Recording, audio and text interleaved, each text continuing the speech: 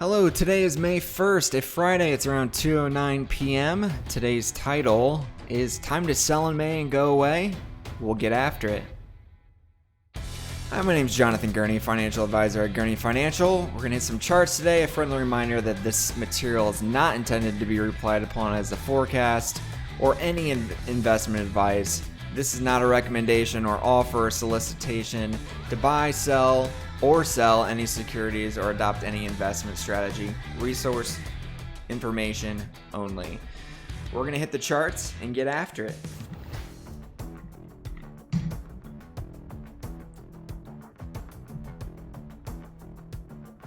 Okay, so we wanted to go over a few different things first. This kind of shows you a few of the different indices, specifically industry indexes that we've never really shown you before, but it's something we pay attention to. It definitely an ugly day, but it's some things that we're paying attention to is this. The scooter rating, the SCTR, relative strength basically in certain areas. Obviously, the entire market is getting drilled today, but it's been a fantastic month. So these kind of moves are not really a surprise. You never know when they're going to happen, but we were starting to see some weakness in some of the big large cap names, which is why we continue to back off. But you're seeing here, it's kind of interesting. This is intraday. Let me refresh this real quick because I believe we're near the lows of the day actually. It's going to update. There we go. So yes, so realistically, we are big believers in following momentum. And you're seeing that a number close to 100 is about as good as it can get. And these are the areas we want to be in. Now, some of these areas are truthfully a little overbought. And we believe that cash is the position because a lot of times when the leaders fall, the entire market follows. It doesn't matter what it is, whether it's a bond or gold. These areas might do better during that period, but they will get hit as well. So just kind of interesting to kind of show you perspective. The day is ugly. Interesting to see oil down this much when this is actually the oil services is down this much, even though crude oil is higher today by about 4.5%. So some weird things going on. Realistically, the market has seen a huge rally off the bottom. We went down, the market went down 35%. The S&P 500 went down 35%. We've rallied back over, I think we're right around 60% of that retracement, maybe a little less than that now after today and yesterday. But I want to show you some perspective here. Okay, so this is intraday, the 1 week. Okay, so where was the strength? This doesn't surprise me. This is where I was saying we might need the areas that were, bottom feeders not really doing well, got beaten down hard. The value plays might need to help if these names struggles this week. And a lot of these areas didn't do, great this week, but this is good for the market when the beaten down left for dead areas really kind of play a little catch up. And that's kind of what happened recently was value and growth showed a nice uptrend, and that is fantastic. But we were starting to see some reports of, Amazon is down 7% today. It's not that their company is not going to do well, but everybody is kind of struggling during this environment. The Microsofts of the world are going to be fine in this environment. Visa showed a nice report, but still it's going to be a struggle regardless of what you're in right now. The areas that should be high right now and are near all-time highs are a little overcrowded. Now, we might be at a point where people might want to get back in, but I just kind of wanted to show you perspective here to say, okay, we showed you the day, we showed you the week. Now let's show you the month, which it's been a nuts month. I mean, that's a nice month. And so you're seeing the strength in the areas and where the money has gone to. The leader is actually just the spider retail ETF because it had gotten beaten down so hard. So a nice comeback rally here, but really a lot of these areas where we wanted to be. Are they a little overbought still? Probably a little bit, to be honest with you. But we did see some nice catch up in some of the laggards this week. This is good to see the banks get a bid, but they are rapidly declining. So we're hanging in there, but I do expect lower pricing. But I will be watching price action. If this 2820 holds, I might have to add in a few areas. And so I'm very open-minded to do that. But here's the deal. It's not surprising to get, this nice rally after a huge low. It was oversold. I'm surprised it went this high, to be honest with you. I didn't time that perfectly whatsoever. But we have been slowly decreasing positions on the way up. So wish I would have done a little better there. But you're seeing how quickly this can fall apart, and we've seen it in the last 2 days. So we'll see. Open-minded at this point to higher pricing, but still seeing some serious concerns from a financial standpoint. But technicals, we're kind of in no man's land in a range here. So that's the reality. Let's get to the main charts that we wanted to show you. Short term, here was the channel. This is basically a month or so perspective. Here was the channel that we followed. This is basically showing each day several gaps up, which is nuts. That's several in a row. We broke out of the channel. People thought we were left for dead here. Okay, now we're going to test the lows. Realistically, you have to watch price action. You can't just follow one strategy. And so it did hold the 27.27, and we kept holding. We broke out. Right now it's at the 28.21 and testing that level, which is very important. Could we retest the 27.27? Yes, would not surprise me. But be open mind to this getting a bounce, because you're seeing a lot of the huge names. Like I'll call out some names right here to kind of show you how quickly this happens. Tesla is down 9% off a stupid comment from Musk. Amazon is down 6.67, Apple down 1.34, Facebook down 1.72, Microsoft down 2.56. We'll show you a chart on Microsoft. Boeing down 4%. That's a struggle area, but the question is it beaten down too much at this point? AMD is down 5%. That's usually an area where people go when things are oversold. So clearly the market is saying we need a little bit lower first, but it could hold. I'm showing you short-term levels right here. It remains consistent. Would not surprise me eventually to hit 26.50. But again, I have my opinions, but I'm still trading off price action. That's the thing that many people don't understand is my opinion is I do think we will see lower pricing, but I am going to trade based on what I see. And that is right now we're holding the 28.21, which is not horrible price action after this crazy move. I think we're a little overbought. We were overbought, but we've seen a 5% decline. So kind of interesting. I'm going to skip the midterm. It's not much different than this, just to save some time.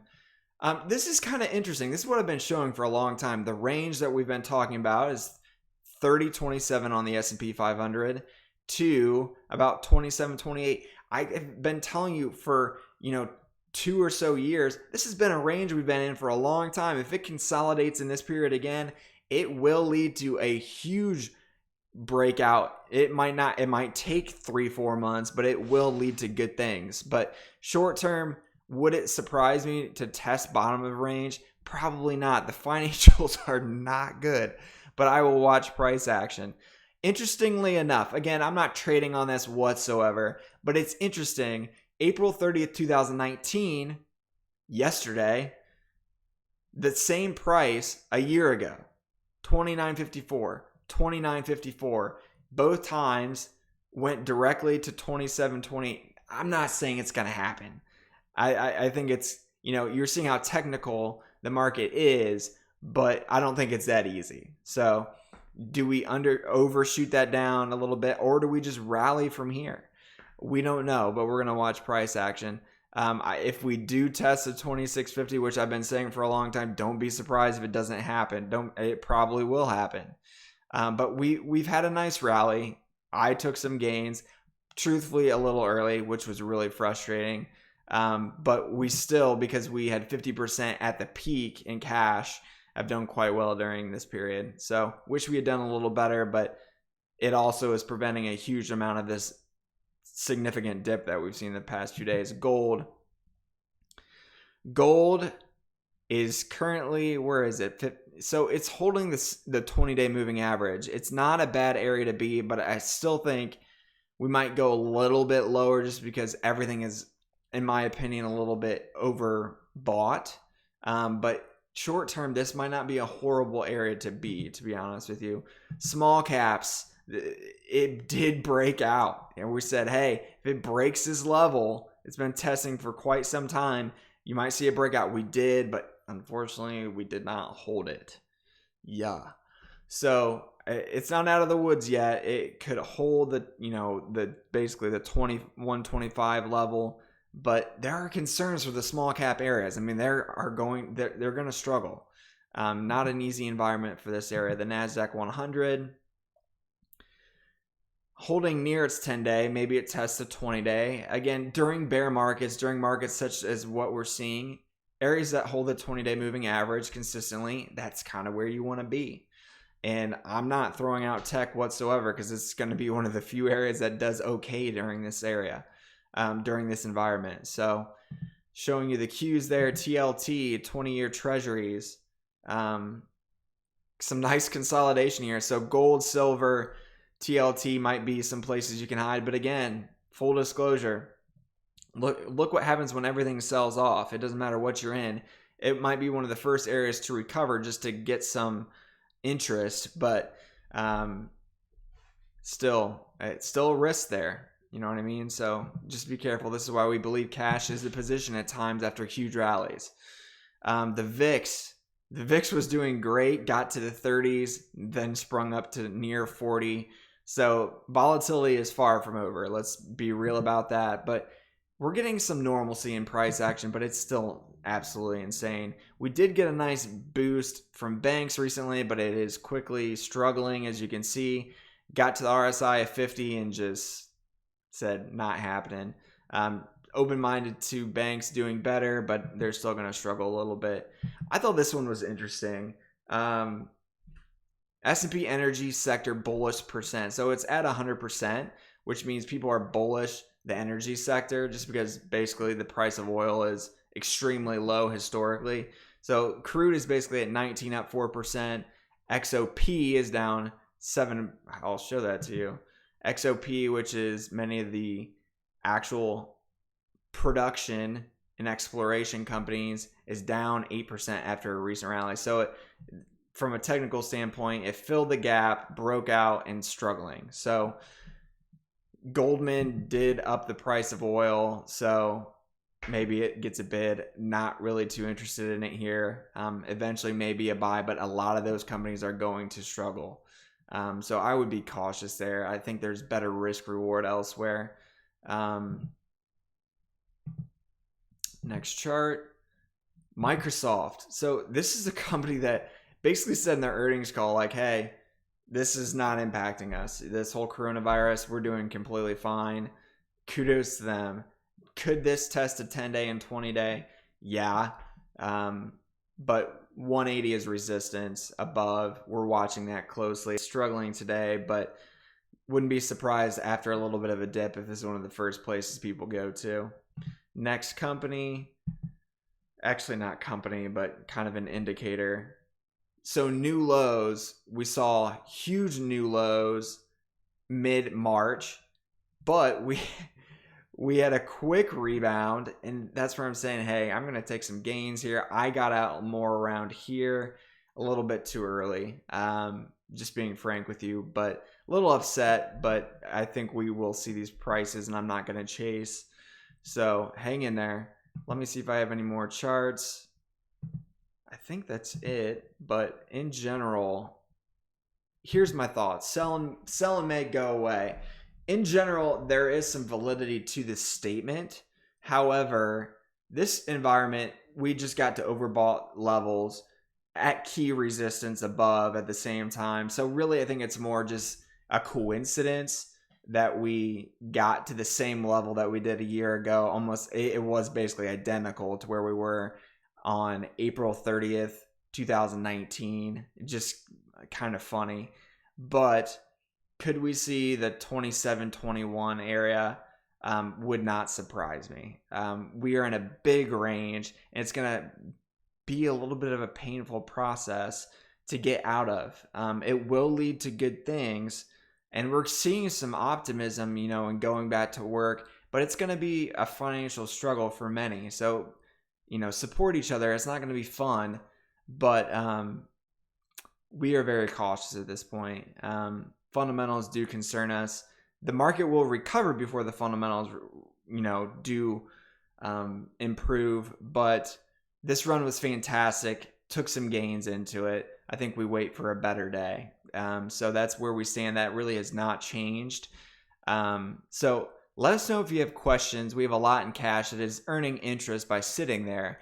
But we are always looking for opportunities, and there are opportunities. The question, as always, is the risk reward worth it at these times? And I'm seeing an Amazon still well past all-time highs, but it's down 7%. That we're getting closer to an area where I'm of more interest in that. But they still have some issues to resolve. I mean, they're having huge expenses to keep up with this current environment. So keep that in mind. Let us know if you have questions. Get some rest this weekend. We need it as well. Some huge swings in the market. Let us know if you have questions. Thanks again. Have a great week. Bye.